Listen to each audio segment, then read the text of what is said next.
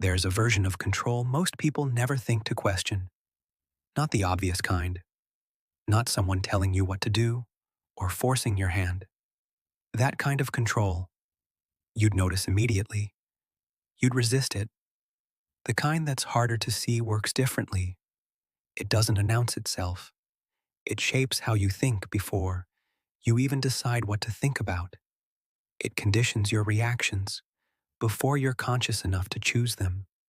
It builds itself, quietly, into the structure of your daily life through habits that feel completely natural, completely yours, completely harmless. And that's exactly what makes it effective. Because when a pattern of behavior is labeled a habit, we stop examining it. We assume it belongs to us. We assume we chose it. But some of the most powerful behavioral conditioning in human history has worked precisely by making people feel free, while systematically narrowing the range of what they're willing to think, feel, and do. Today, we're going to talk about 3 habits that do exactly that. And what makes this conversation uncomfortable, what makes it worth having, is that these are habits most people reading this will recognize in themselves, not because you're weak, but because you're human. And these habits are perfectly designed for the human mind. You're standing in a line, maybe waiting for coffee, or for the elevator, or sitting in a car while the light turns red. And before the moment even registers as empty, your hand is already moving towards your pocket. You're not bored yet. You haven't even had time to be bored. But the anticipation of stillness, the mere possibility of an unoccupied moment, is already being treated as a problem to solve. This is the first habit. Not compulsive scrolling, exactly. Something more fundamental than that. It's the automatic intolerance of silence, the reflexive need to fill any gap in stimulation with more stimulation. And before we examine what this does to the mind, it's worth understanding why it happens so naturally. Attention, as researchers in cognitive science have studied for decades, is not a passive resource. It's active. It requires direction. And the human brain is wired to orient toward novelty, toward things that are new, changing, and potentially meaningful. This was useful for survival, but in an environment specifically designed to produce an infinite stream of novel stimuli, that same orientation mechanism gets activated constantly and without rest.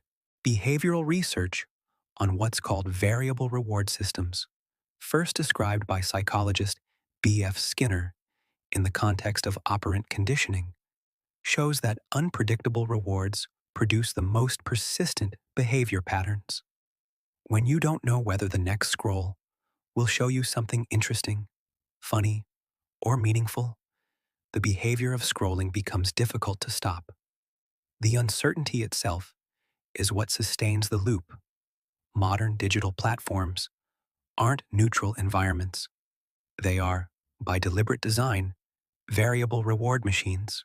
Their business model depends on your continued engagement, and they've become extraordinarily sophisticated at capturing and holding attention.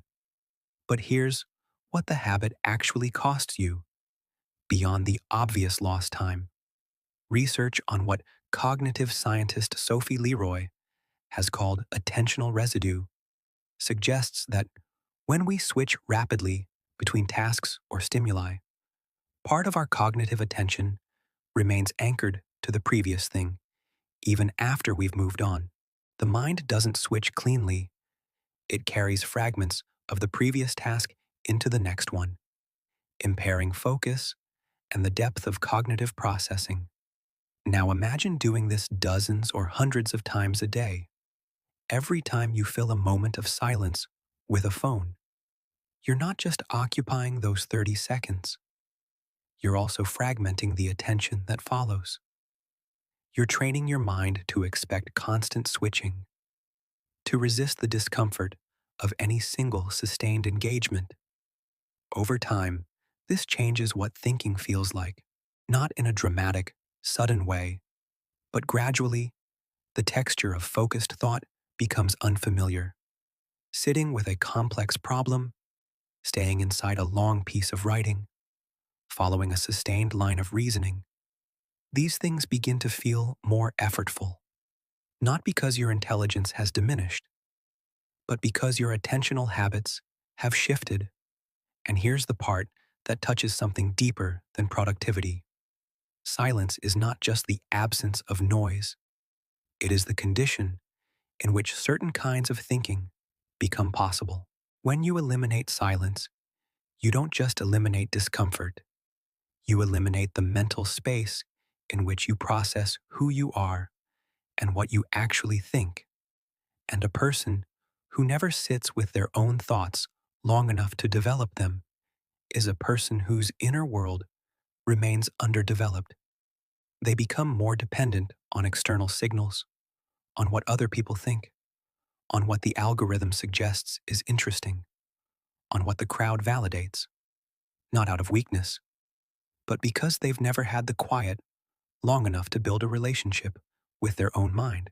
The first habit makes you easier to redirect, easier to distract, easier to keep inside a loop that someone else designed. Think about the last time something provoked you online. Maybe it was a statement you disagreed with. Maybe it was news that upset you. Maybe it was someone's opinion that felt threatening or wrong. And in the seconds after you read it, before you'd fully processed it, before you'd had time to assess its accuracy or importance, you already had a response forming. That speed of reaction, that automatic emotional mobilization, that's the second habit. And it's important to understand that emotional reactivity isn't a character flaw, it's biology. The human brain is designed to react quickly to emotionally significant information, fear before analysis, anger before deliberation. That instinct once helped humans survive. But the systems we live inside now have learned to exploit that response mechanism at scale. Research in behavioral psychology has consistently shown that content producing strong emotional arousal, particularly outrage, fear, and moral indignation, spreads faster, captures more attention, and drives more engagement than content that is calm, nuanced, or carefully reasoned. And platforms optimized for engagement naturally amplify whatever keeps people emotionally activated. The result is an environment where you're repeatedly exposed to emotional provocations specifically designed to trigger immediate reaction. And a person in a reactive state is not a person thinking clearly. Under strong emotional activation, the brain shifts away from slow, deliberate reasoning and toward fast, automatic responses. This matters enormously because if you're spending large portions of your day cycling through outrage, anxiety, contempt, or fear, then you're also spending large portions of your day with diminished access to careful judgment.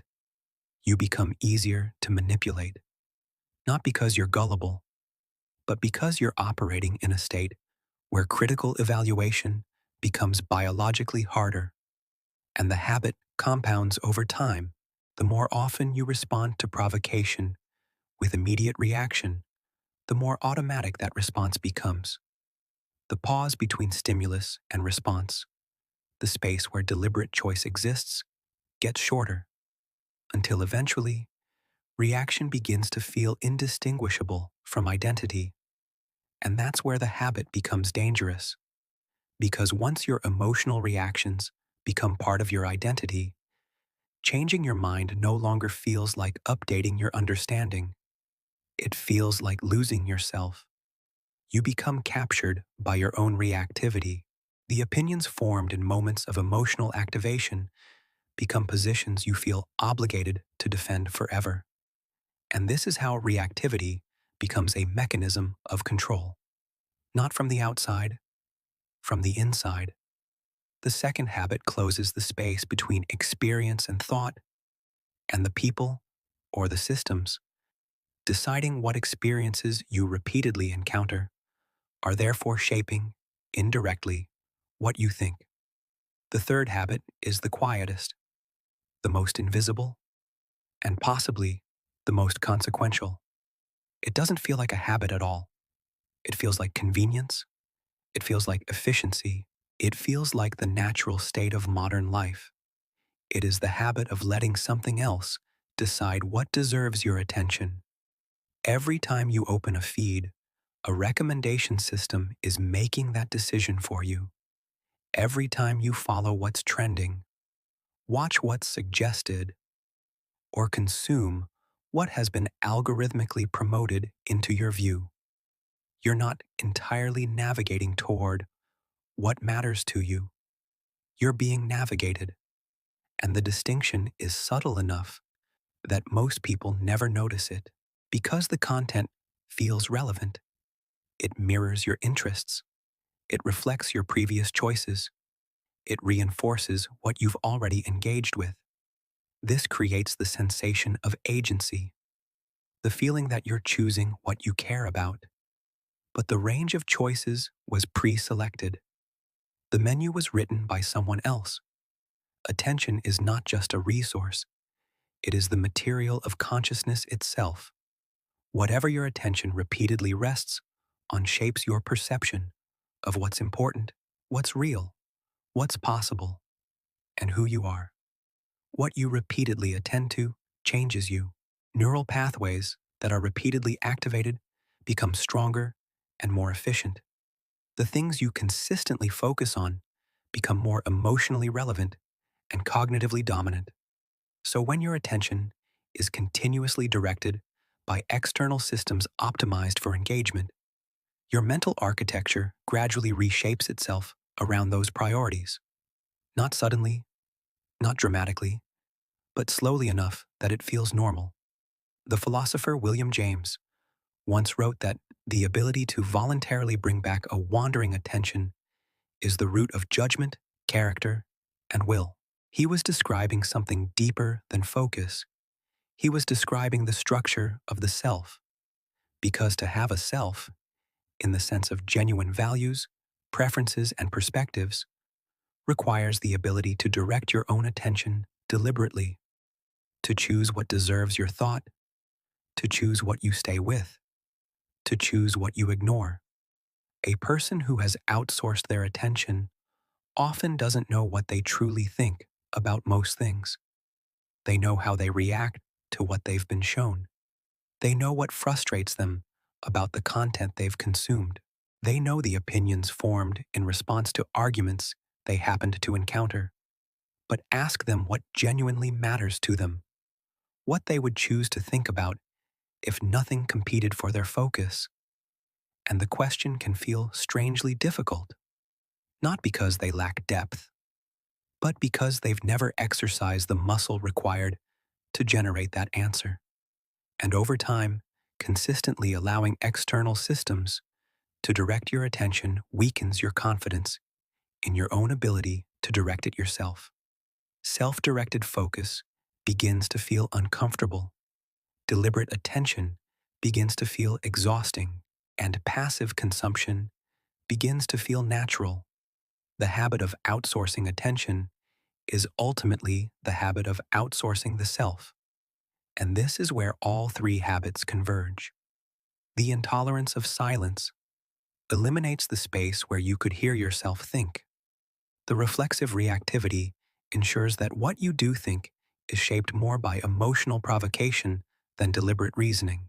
And the outsourcing of attention ensures that even the raw material of your thoughts, what you're exposed to, what you're encouraged to care about, what frame you're handed for understanding reality, was selected by systems with no investment in your clarity or well-being.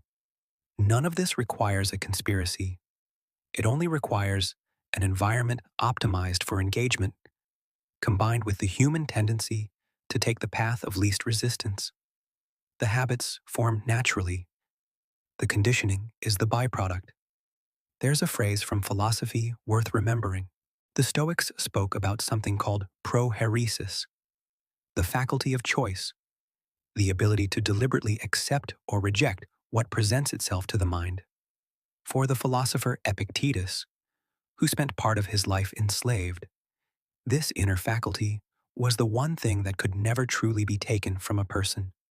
Not circumstances, not comfort, not control over the external world, but the ability to direct one's own mind. And that freedom is not automatic. It has to be practiced. The habits we've talked about tonight quietly erode that faculty over time, not violently, not obviously, but through the ordinary texture of modern life, through defaults that feel harmless, through choices that don't even feel like choices. Reclaiming your attention is not a productivity strategy. It's a question about who you're becoming. Because what you repeatedly attend to, you become. What you repeatedly react to, you are trained by. What you allow to fill your silence eventually fills your mind. The question isn't whether you're being shaped. You are. Everyone is. The only real question is whether you're participating consciously in that shaping, or whether you've handed the process entirely to something else. And that choice begins in the smallest moments, in the pause before reaching for your phone, in the breath between stimulus and response, in the deliberate decision about what deserves access to your mind. The habits that make you easier to control are the habits that collapse those moments before you can use them. What you do with them after that is still yours to decide.